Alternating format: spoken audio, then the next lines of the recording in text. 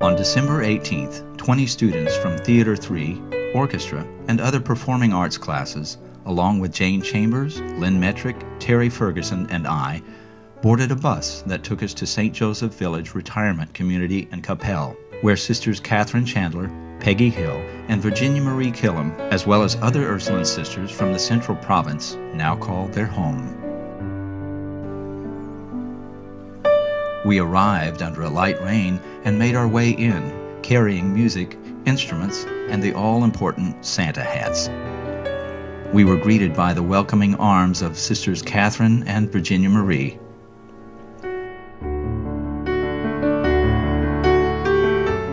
As the saying goes, a hug is a handshake from the heart. The community room was beautifully decorated for Christmas.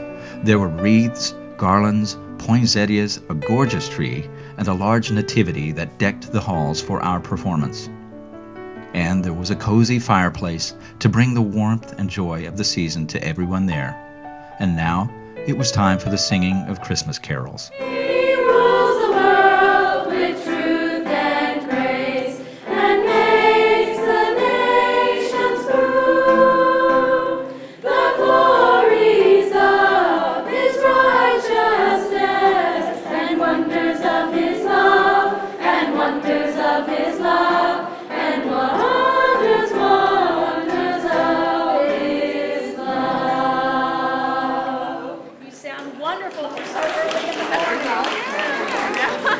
One of my favorite verses from the Christmas story is the one that says, "And a little child shall lead them." So we're very happy to bring some of our not so little children with us today to help them lead in this wonderful celebration. A few days before our trip to St. Joseph, the Theater 3 students made blankets to give to the Ursuline sisters on our visit. Guided by Lynn and Terry, they laid out cut and tied fabric, making some simple and colorful blankets. Laura Colalori discovered that the best gifts are still the simplest, as she describes the process of making the blankets. I am also making blankets for the Ursulines. You ever made these before? I have actually. My mom told me that homemade birthday presents are better than regular birthday presents, so she went on buying all this fabric, and for about a year she made me make these for all my friends. You have to cut little strips around the edges of the blanket, and then you just have to tie the two strips together because there's two pieces of fabric. Tie the strips together and you have a blanket.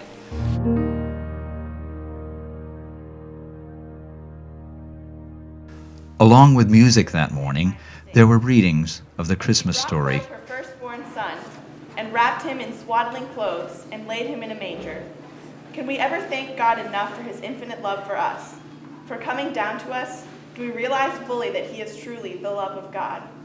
As long as we strive to keep in our hearts a spark of that divine love for God and for our neighbor, Christmas is love. But for nearly an hour, it was the singing of carols that we and the residents of St. Joseph enjoyed most.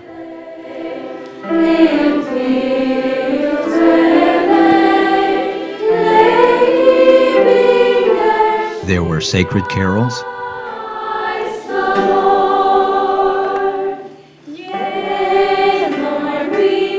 some fun carols,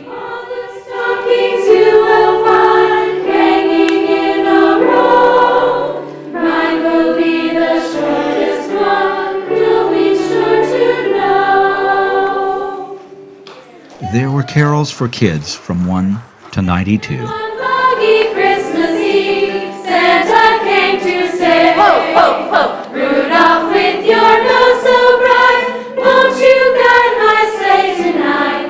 Then how the reindeer loved him, as they shouted out with glee, yippee! Rudolph the red-nosed elf, jingle all the way. Oh, what fun it is to ride in a one-horse open sleigh, a day or two ago. And the sisters joined us in singing all of them.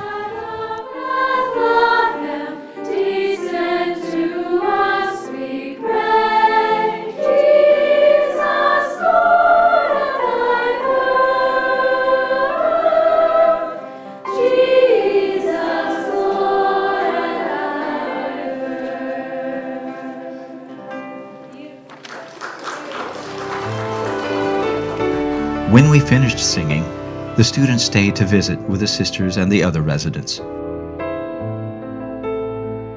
passing out candy canes, blankets, and other gifts. But mostly, they stayed and filled the hearts of some very special people, sharing their stories and their laughter.